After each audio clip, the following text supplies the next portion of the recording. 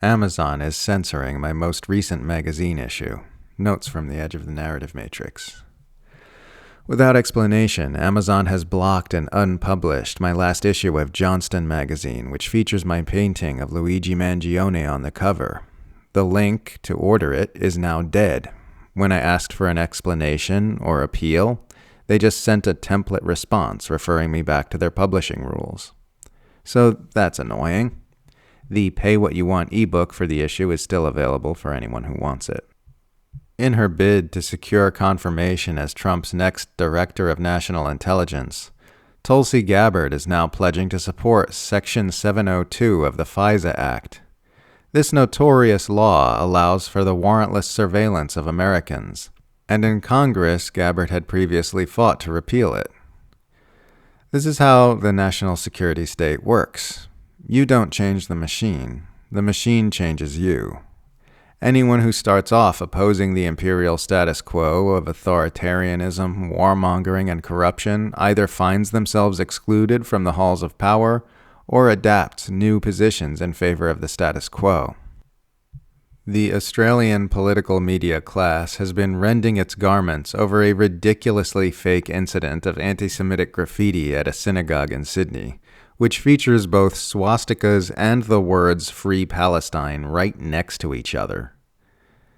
It's weird how few people I see calling this what it so obviously is.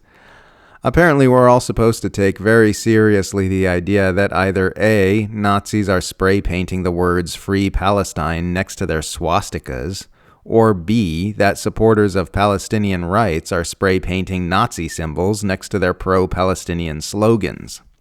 Apparently, we're all truly expected to pretend we don't know some Israel supporter did this themselves to provide political cover for the genocide in Gaza.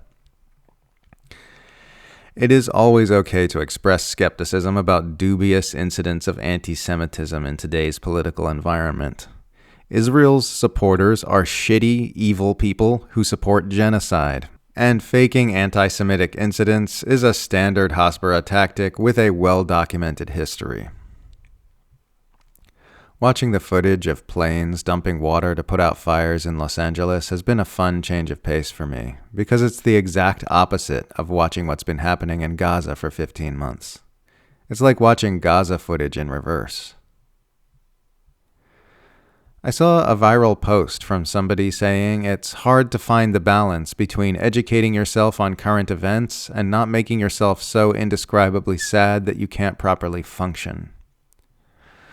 I have come to be very dismissive of such notions. It's a pervasive myth in our society that you have to choose between being happy and being informed. You don't.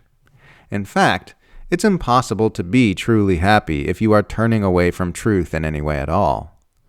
Rigorous self-honesty is a prerequisite for true happiness. This means being uncompromisingly honest with yourself about your inner life, about your interpersonal relationships, about your society, and about your world. Nobody who avoids the truth is really having a good time, as hard as some of them try to make it look like they are. It's impossible to be truly happy and content if you are carving up your inner landscape into all these compartmentalized little chambers in order to avoid unpleasant truths. Psychological well-being comes from facing uncomfortable truths, not from avoiding them. The trick is to be really honest about what you see and feel it all the way through.